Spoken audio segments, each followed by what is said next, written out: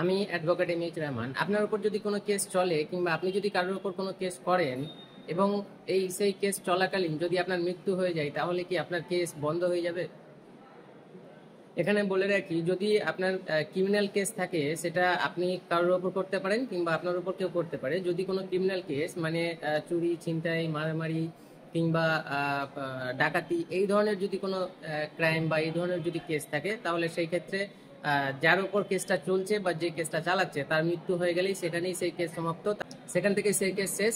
এবং যদি civil case হয়, অর্থাৎ কোনো জমি জায়গার ম্যাটার যদি হয়, তাহলে সেই ক্ষেত্রে যে লাইবিলিটিটা রয়েছে সেটা ট্রান্সফার করা যায়। মানে যার উপর কেস চলছে তার যদি মৃত্যু হয়, তাহলে তার বাবা কিংবা তার ছেলে মেয়েরা কিংবা তার যে আত্মীয় স্বজনরা রয়েছে তারা সেই কেসটাকে চালাতে পারে। সর্বদা সতর্ক থাকুন, সুস্থ থাকুন, শুনতে থাকুন আমাকে এবং ফলো করুন advocate M H Rahman Facebook page এবং ইউটিউব চ্যানেল। চলুন, দেখা হচ্ছে অন্য কোনো ভিডিওতে। ততক্ষণ পর্যন্ত ধন্যবাদ।